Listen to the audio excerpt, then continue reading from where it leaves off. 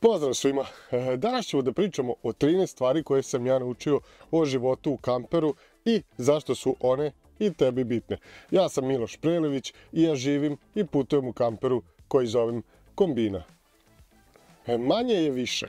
Prva stvar, kakav kliše, kakva rima. Jednostavno, kada se živi u ovako malom prostoru, nekako se više ne razmišlja o toliko, neću da kažem da ne razmišljam, ali ne razmišlja se toliko o materijalnim stvarima, nego nekako više bukvalno o uživanju u momentu i o životu. I kao što vidite, Kombina stvarno nije velika, mala, imam tu par ormarića, ostavu nazad, jer realno sve je već puno. Ali naravno to znači da ja ne mogu više nešto previše stvari sebi dodatnih da kupujem, da stalno menjam garderobu, kupujem novu, niti želim, niti me to nešto previše interesuje. Kupujem garderobu koja mi stvarno treba. Tako da što se tiče troškova, smanjuju se troškovi, sve se smanjuje i nekako se više bazira život na sam život. U principu Kombina je najveća stvar koju sam ja kupio i koja mi dan danas i jako mnogo znači, zato što živim u njoj, a i zato što mi je, pomoću nje sam uspeo da vidim toliko mnogo prelepih stvari i da uživam stvarno u životu. Naredna stvar koja mene onako je jako bitna jeste fleksibilnost. Vi kada ste u kamperu, kada odete negde, vi ste tamo negde, kako se to... Evo sad na engleskom znam izraz you're out there, vi ste na polju, vi ste izloženi ste, eto neka to bude reč.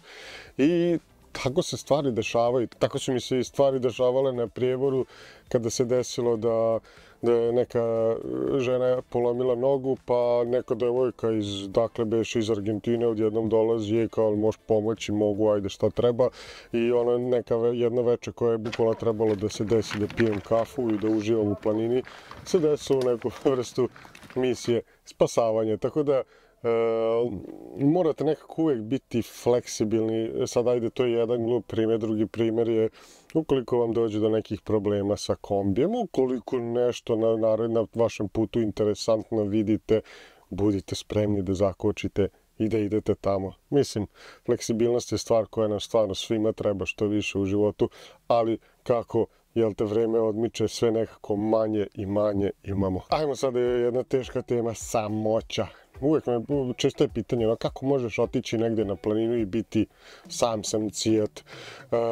Prva stvar je na te planine kada ja odem neke šume gde sam sam, idem se mišem. Ili želim da snimam nešto ili imam neku ideju nešto da fotkam. Tako da cilj je tu, želja je tu da se nešto uradi. Često se na tim planinama uvijek upoznam mnoštvo ljudi interesantnih, a dešava se nekada stvarno da odem da nema nikoga. I to sad zavisi od vašeg psihološkog stanja uma. U 90% slučajeva meni uvek bude to jedno jako lepo iskustvo i uživanje. Zašto? Volim da čitam knjige, volim da planiram stvari i onda kada se nekako nađem na toj nekoj planini, više nemam tu neku želju. Znate ono kada ste okruženi ljudima koji svuda negde hoće brzo da idu, nešto se uvijek dešava i nekako vas sve to povuče. Kada odete na planinu, to ne postoji. Kada ste sami, to ne postoji. I naravno, ukoliko se zaželim društvo, ukoliko stvarno nigde nikoga nema, dovoljno da okrenem ključ i da odem negde gdje ima ljudi. A ja vrlo lako upoznajem ljude. Također još jedna stvar, spontanost.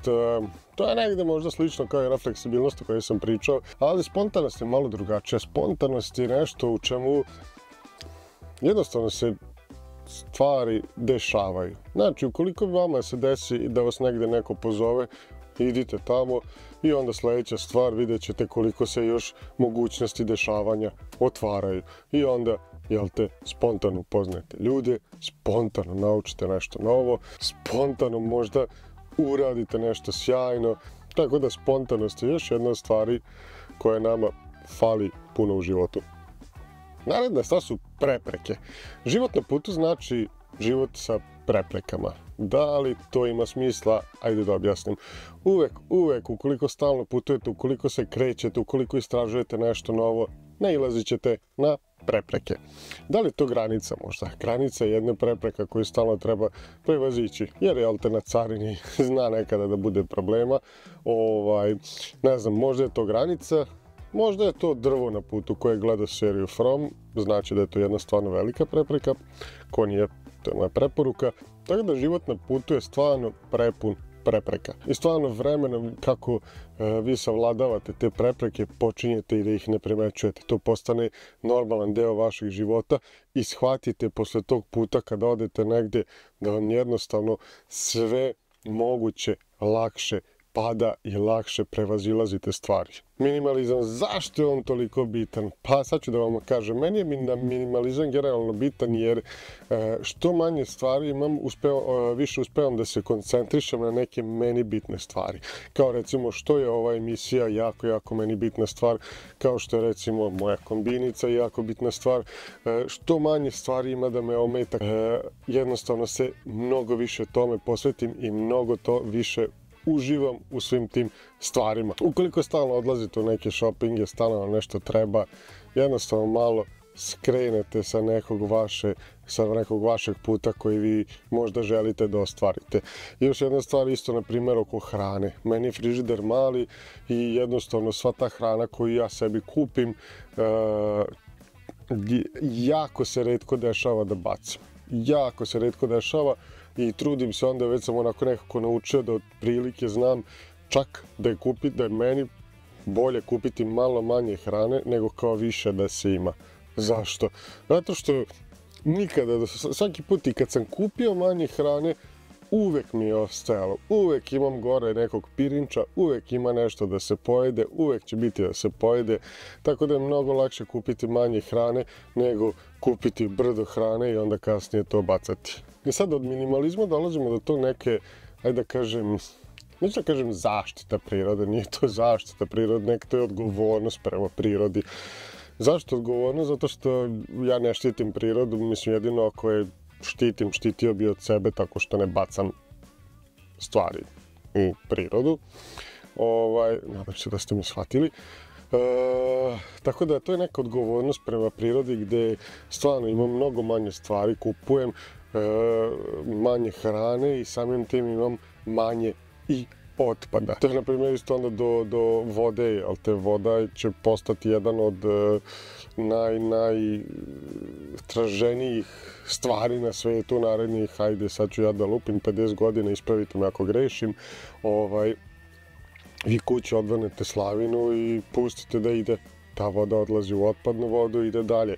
Dok ovdje ipak ja kad naspim sebi vodu imam određenu količinu vode koju moram da čuvam i onda kada perem vodu pali, gasi. Tako da ima određena doza odgovornosti prema prirodi u samom životu u kamperu. I također, ono što bih volao da spomenem jeste kad kažem odgovorni prema prirodi, čuvajte prirodu. Znači na samoj Fruškoj gori sam viđao ljude, nema mi logike da voziš auto i da možeš da izbaciš flašu od Coca-Cola napolje u sred nacionalnog parka. Nema mi logike. Tako da budite normalni ljudi. Kuća je tamo gdje si ti. To je nekako više neka vrsta stanja uma. Znači vi kad odete negdje u prirodu, smatrajte to vašom kućom. Smatrajte to nečim lepim i predivnim u čemu vi uživate. Često ljudi kada odu na kampovanje žele što pre nekako posle 2-3 dana su u fazonu ok, vreme da idem kući, hoću da legnem u kadu, hoću da se izležavam, hoću da gledam TV. Jako je bitno da to nekako smetnete sa uma, da vam to ispada kao neka naredna destinacija gdje ćete ići i da maksimalno uživate u toj prirodi koju možete okarakterisati kao svojom kućom. I samo digresija 5 sekundi da kliknete subscribe, da podržite ove emisije kako bi nas malo algoritam više zavoleo, i ukoliko želite da podržite ove emisije imate link ka Patreonu ovdje i dole u opisu videa ukoliko želite malo više podržite emisije kako bi pravili mnogo veće i bolje avanture. Ajmo dalje. Rutina, nešto što ja uopšte nemam, ali imam jednu rutinu. Svako jutro kad ustanem, ono što obožavam jeste da popijem kafu u kombini. To mi stvarno nema ništa lepše nego kad kuvam kafu i negdje sam u prirodi, i to je i za sad jedina rutina koju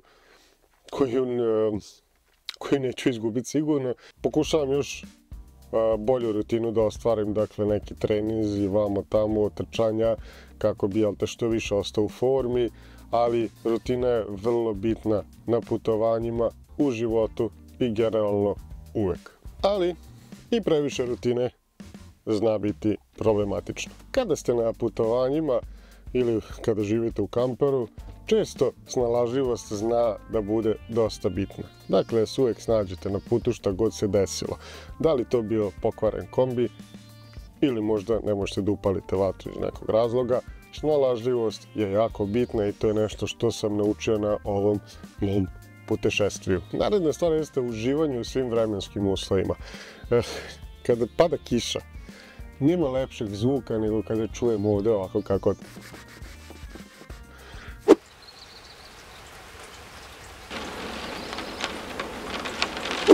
kako pada kiša, jednostavno je uživanje smirujuće. Kada pada sneg, odem, prošetam se u snegu, kada vidite svu tu belinu, jednostavno je neverovatno, ali ima jedan veliki problem. Kada se vratite i kada vidite taj sneg na solarnim panelima, onda malkice manje uživate u tome, jer morate šta? Ovo.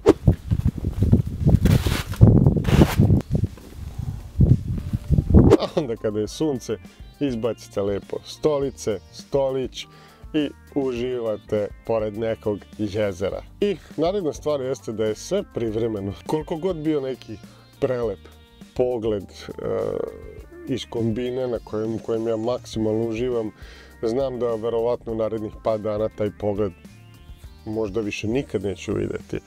I onda me to tera da maksimalno uživam u tome, da maksimalno upoznam ljudi tu, da jednostavno da uživate u momentu. Jel to beš onaj carpe diem ili kako se već kaže. I za kraj dolazimo do samoodrživosti. Zašto je meni bitna samoodrživost? Sad ću da vam kažem. Samoodrživost mi je bitna iz par razloga. Ja mrzim da zavisim od mnogo stvari. Mrzim da mi dolaze računi, mrzim da razmišljam hoće biti vode ili neće biti vode, iako ovdje razmišljam hoće biti vode, ali mogu lako da proverim. Zašto to kažem? Zato što evo sada u Novom Sadu svaku noć od 12 do 6 nema vode. I nekako uvijek zavisite od nekoga. Ovdje delimično se zavisi od vode jedino, ali šta je tu bitno? Bitno je da napomenem samoodrživost. Dakle, imam solarne panele, imamo, vidite, sve radi na struju koju sam generišem i to mi jako mnogo znači. Voda, uvijek negdje naspram vode i to je to. Problem je jedino gorivo. To još nisam našao način kako sam da pravim, ali generalno što više samoodrživosti meni jako olakšalo život. Pišite u komentarima neke vama bitne stvari koje ste vi naučili u životu, koje su vama bitne i ne bi li mi možda to naučili. I to je to, hvala vam puno što ste gledali i vidimo se u narednoj epizodi. Pozdrav!